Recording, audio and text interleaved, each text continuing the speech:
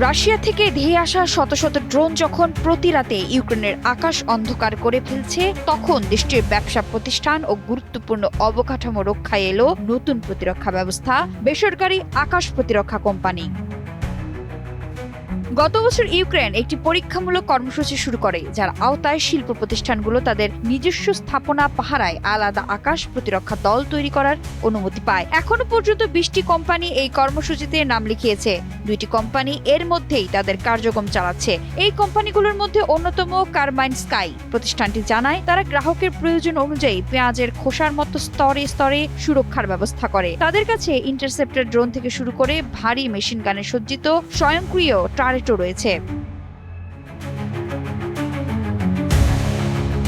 আরেকটি প্রতিষ্ঠান উত্তর পূর্বাঞ্চলীয় খার্কিভ সহ আরো কিছু অঞ্চলে কাজ করছে। নিরাপত্তার কারণে তারা নিজেদের নাম, অঞ্চল বা গ্রাহকদের নাম প্রকাশ করতে অস্বীকৃতি জানিয়েছেন। প্রতিষ্ঠানটির প্রতিনিধি বলেন, তারা মূলত রাষ্ট্রের প্রচলিত আকাশ প্রতিরক্ষা মডেলের পরিপূরক হিসেবে কাজ করছে। রাষ্ট্রীয় প্রতিরক্ষা ব্যবস্থার ভূমিকা কৌশলগত আর তাদের কাজ স্থানীয় পর্যায়ে।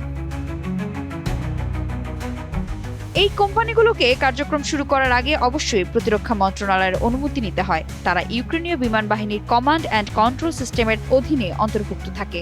আরও জানা গেছে, লক্ষ্যবস্তু নির্ধারণ এবং গুলি চালানোর সিদ্ধান্ত পুরোপুরি ইউক্রেনীয় বিমান বাহিনীর মাধ্যমে আসে। কোম্পানি নিজেরা সিদ্ধান্ত নিতে পারে না। ইউক্রেনের প্রতিরক্ষা মন্ত্রী মিখাইলো ফেদোরভ গত মাসে এই উদ্যোগের প্রাথমিক সাফল্যের কথা তুলে ধরে জানান, খার্কিভ অঞ্চলে একটি নামহীন বেসরকারি সংস্থার মাধ্যমে রুশ ড্রোন ভূপাতিত করা হয়েছে। এছাড়া গত 17 এপ্রিল তিনি জানান একটি বেসরকারি ইউনিট শাহেদ ড্রোন ধ্বংস করেছে।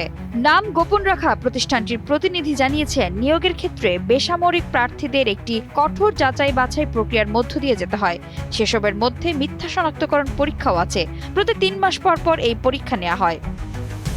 আরেকটি আকাশ প্রতিরক্ষা সেবাদাতা প্রতিষ্ঠান গার্ডিয়ার প্রতিনিধি রোমান কোর্চ জানান, কোনো অভিজ্ঞতা ছাড়াই একজন ড্রোন ইন্টারসেপ্টর পাইলটকে প্রশিক্ষণ দিতে প্রায় 3 সপ্তাহ সময় লাগে। যারা পাইলট হিসেবে উত্তীর্ণ হতে পারেন না, তাদেরকে লক্ষ্যবস্তু শনাক্তকারী বা টেকনিশিয়ান হিসেবে যুক্ত করা হয়।